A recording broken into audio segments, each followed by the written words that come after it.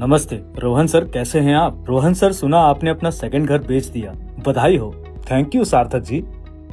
वैसे एक काम था मिस्टर एडवाइजर, सोच रहा हूं पीएमएस में इन्वेस्ट करूं। हाई रिटर्न चाहिए, हाई रिस्क चलेगा। आपकी गाइडेंस चाहिए to select the best PMS. जरूर सर, लेकिन पीएमएस ही क्यों, हम अच्छे म्यूचुअल फंड्स भी कंसीडर कर सकते हैं। Mutual funds? अरे इतना बड़ा कॉर्पस है, पीएमएस सीम्स मोर प्रीमियम। मेरे नेबर कह रहे थे कि पीएमएस ज्यादा रिटर्न देता है। कॉमन मिथ है ये सर जी।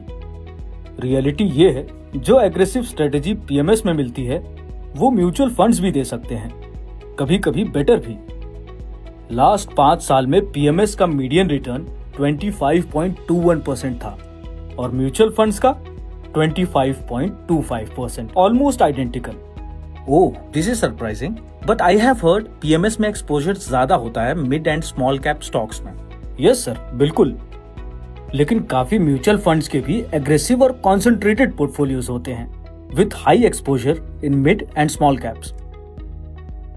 पर पीएमएस में तो स्टॉक्स को डायरेक्टली होल्ड करते हैं ना सार्थक जी, और पर्सनल मैनेजमेंट का टच भी होता है आई गेस। पीएमएस का पर्सनलाइजेशन मोस्टली एक मिथ है। ज्यादातर इन्वेस्टर्स को सेम मॉडल पोर्टफोलियो मिलता है, और डायरेक्ट स्टॉक्स का मतलब हर स्टॉक सेल पर capital gains tax.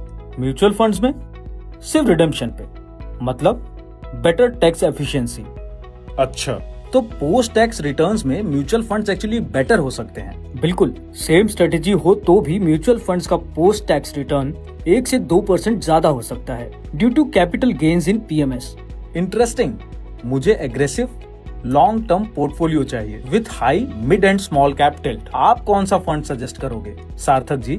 NJELSS tax saver scheme, high conviction 25 stock portfolio, mid और स्मॉल कैप टिल्ट्स, पीएमएस जैसा फ्लेवर और ELSS के सारे टैक्स बेनिफिट्स भी। बट मैंने न्यू टैक्स रिजीम चूज किया है, तो ELSS के टैक्स डिडक्शन का क्या फायदा? और 3 ईयर लॉक इन भी है। सही पकड़े हैं सर, न्यू टैक्स रिजीम में डिडक्शन नहीं मिलेगा, पर ये ही तो है बीइंग डिफरेंट का मतलब।